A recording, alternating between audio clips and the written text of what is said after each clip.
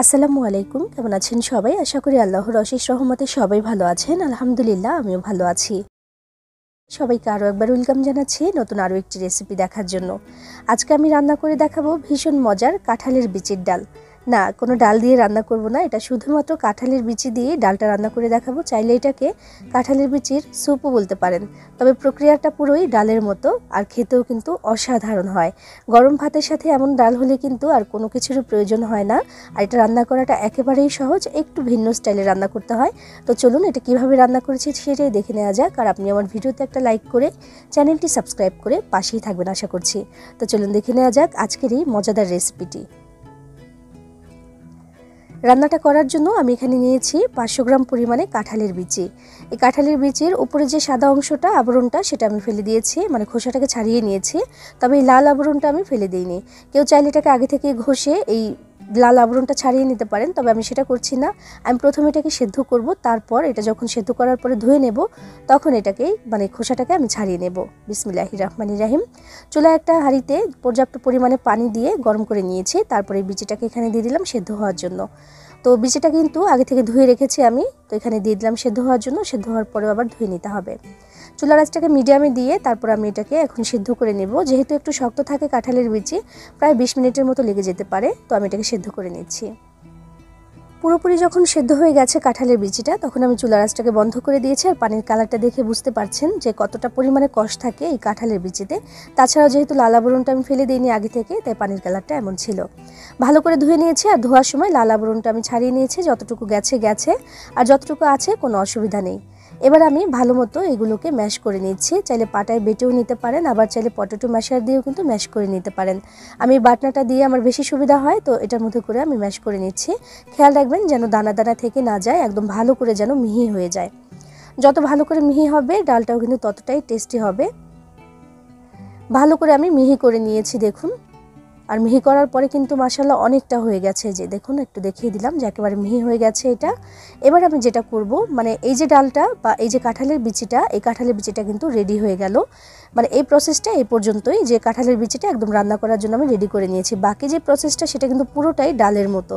ডাল আমরা যেভাবে রান্না করি একেবারে সেভাবে কিন্তু এখন রান্নাটা করব। তো এখানে একটা ডিপ হাঁড়ি নিয়ে নিয়েছি। বিসমিল্লাহির রহমানির রহিম। এখানে আমি দিয়ে দিচ্ছি ম্যাশ করে নেওয়া কাঁঠালের বিচিগুলো। এগুলো দিয়ে এখন পানি দিয়ে আগে থেকে একটু গুলে নিচ্ছি আমি। মাশাআল্লাহ অনেকটা কিন্তু হয়েছে দেখুন। এখানে এখন পানি দিয়ে দিচ্ছি। আমি প্রথমে দিয়ে দিচ্ছি এখানে 8 কাপ পরিমাণে পানি। পানিটা দিয়ে একটু নাড়াচাড়া করে মিশিয়ে তারপর আমি চুলায় বসিয়ে দেব। এই পানিতে কিন্তু নাও হতে পারে, আগে আমি চুলায় বসিয়ে দেখি যে কেমন অবস্থা, তারপর কিন্তু লাগলে আরও একটু দিয়ে দেব। তো আমি এখানে ভালো করে গুলিয়ে নিয়েছি, এটাকে একদম গুলে গেছে। এবার আমি চুলায় বসিয়ে দিয়েছি এই হাঁড়িটা। এবার এখানে দিয়ে দিচ্ছি আমি লবণ। আমি 1 চা চামচ পরিমাণে লবণ দিয়ে দিলাম। আধা চা চামচ দিয়ে দিচ্ছি হলুদের গুঁড়া, তবে এই হলুদের গুঁড়া যদি না হয় আরও একটু দিতে হবে। দিয়ে দিচ্ছি পেঁয়াজ কুচি 2 টেবিল চামচ পরিমাণে, আর 6 থেকে 7টি কাঁচামরিচ ফালি করে রেখেছিলাম সেটা দিয়ে দিলাম। বলেছি যে একদম ডালের মতোই রান্নাটা হয়, তো সব কিছু ডালের মতোই দিয়ে দিলাম। তো মিশিয়ে দেখে যে না, হলুদের গুঁড়া একেবারেই হলো না, কারণ কাঁঠালের বিচিটা একদম সাদা হয়েছিল, মানে সাদা থাকে যখন আমি এটাকে ম্যাশ করেছি একদমই সাদা, তাই হলুদে কিন্তু হয়নি। আরও আধা চা চামচ পরিমাণে হলুদের গুঁড়া দিয়েছি, মানে মোট 1 চা চামচ পরিমাণে হলুদের গুঁড়া দিয়ে মিশিয়ে দিলাম। চুলার আঁচটাকে মিডিয়ামে রেখে রান্না করতে হবে এটা। এখানে দেখি যে একটু ঘন ঘন লাগছে আমার কাছে, তো এখন আমি দিয়ে দিলাম আরও 2 কাপ পরিমাণে পানি। মোট 10 কাপ পরিমাণে পানি আমি এখানে দিয়েছি 500 গ্রাম পরিমাণে কাঁঠালের বিচির সাথে। তো এটা কিন্তু বলক এসে গেছে। এবার এটাকে নাড়াচাড়া করছি বারবার করে, যেহেতু নিচে ধরে যাবে একটা সম্ভাবনা আছে, কারণ কাঁঠালের বিচিটা কিন্তু অনেকটাই ঘন, আর এটা এই কারণে কিন্তু নিচে বারবার বসে যাবে। তো সেজন্য বারবার করে নেড়ে চেড়ে এটাকে রান্নাটা করে নিতে হবে। আর আমি যেটা করছি যে বলক আসার পরে এটাকে প্রায় 15 মিনিটের জন্য রান্না করার জন্য বসিয়েছি।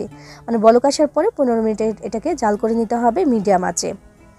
আস্তে আস্তে কিন্তু এটা ফুটছে। চুলার আঁচটা খুব বেশি বাড়িয়ে দিচ্ছি না আমি। কাঁঠালের বিচিটা যেহেতু সেদ্ধ করাই ছিল, তো এটা সেদ্ধ হওয়ার বা রান্না হওয়ার কিন্তু তেমন কোনো চিন্তা নেই, তবে পানি দিয়ে এটাকে ভালো করে জাল করে নিতে হবে, এতে করে টেস্ট হবে ভালো। তো সেজন্য আমি 15 মিনিটের জন্য চুলায় বসিয়ে দিয়েছি এটা। দেখুন আমি বারবার করে কিন্তু নাড়াচাড়া করে দিয়েছি আর ডালটা কিন্তু ধীরে ধীরে ঘন হতে শুরু করে দিয়েছে। আমি এটাকে খুব বেশি ঘনও করব না, আবার একেবারে পাতলাও করব না। যে যেমন খেতে চান তেমন পানিটা দিলেই কিন্তু হবে। খুব বেশি পাতলা চাইলে একটু বেশি পানি দিবেন, আর যদি একটু ঘন খেতে চান সেই হিসেবে একটু কম পানি দিলেও চলবে। তো জাল করতে করতে দেখুন 15 মিনিট জাল করে নিয়েছে। এটা কিন্তু অনেকটাই শুকিয়ে গেছে, দেখে বোঝা যাচ্ছে। তো যে এমন হয়েছে, অনেকটা ঘন হয়ে গেছে, আরও কিছুক্ষণ কিন্তু জাল পড়বে। তবে এখন বাগার দিতে হবে। আমি চুলা থেকে এটাকে নামিয়ে অন্য আরেকটি ডিপ হাঁড়ি বসিয়ে দিয়েছি। বিসমিল্লাহির রহমানির রহিম। দিয়ে দিচ্ছি এখানে 2 টেবিল চামচ পরিমাণে সয়াবিন তেল, আর এরপরে এখানে দিয়ে দিচ্ছি আমি 5টি শুকনো মরিচ, 1 টেবিল চামচ পরিমাণে রসুন কুচি আর 3 টেবিল চামচ পরিমাণে পেঁয়াজ কুচি। এগুলো দিয়ে আমি এখন বাগারের জন্য এগুলোকে ভেজে নেব। বাগারের জন্য খুব বেশি কোনো কিছু ব্যবহার করার দরকার নেই এখানে। এই সামান্য কিছু উপকরণেই কিন্তু এটা অসাধারণ লাগবে খেতে।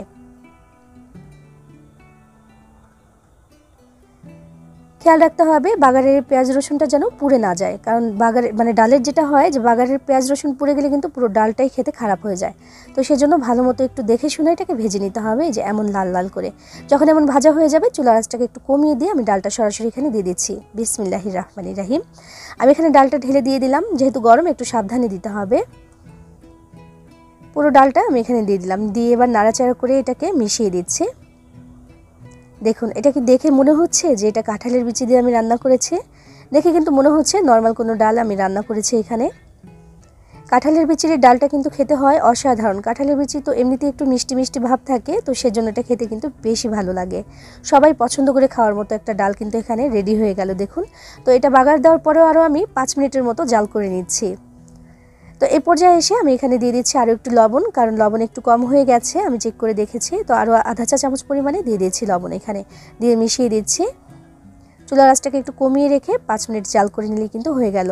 আর এখানে আমি এখন দিয়ে দিচ্ছি একটু ধনিয়া পাতা কুচি। এটা দিলে কিন্তু টেস্ট আরও বেশি বেড়ে যায়। যেমন ডালের মধ্যে একটু ধনিয়া পাতা কুচি দিলে কেমন লাগে বলুন, কতটা টেস্টি হয়ে যায়। তো তেমন কিন্তু এখানেও একটু ধনিয়া পাতা কুচি আমি দিয়ে দিয়েছি, আর এই ডালটা কিন্তু আরও বেশি স্পেশাল হয়ে গেছে। ঘনত্বটা দেখুন ঠিক এমন। যদি আরও বেশি ঘন খেতে চান তাহলে কিন্তু আরও একটু জাল করে নিতে পারেন, বা পানিটা কমিয়ে দিলেও চলবে। আর পাতলা খেতে চাইলে পানিটা আরও একটু বাড়িয়ে দেবেন, তাহলে কিন্তু হলো। চুলার আঁচটা বন্ধ করে দিয়েছি, কারণ আমার কিন্তু রান্নাটা হয়ে গেছে। এই যে একটা ডাল আমি রান্না করলাম, এটা যে কতটা টেস্টি হয় সেটা বানিয়ে না খাওয়া পর্যন্ত কিন্তু বুঝতে পারবেন না, এটা এতটাই টেস্টি। এই ডালটা হলে গরম ভাতের সাথে আর কোনো কিছু না হলেও চলবে, সবাই এটা দিয়ে কিন্তু খেয়ে নেবে। বানিয়ে খেয়ে দেখবেন, ভালো লাগবে আশা করছি। সবাই ভালো থাকবেন, সবার জন্য সবাই দোয়া করবেন। আল্লাহ হাফিজ।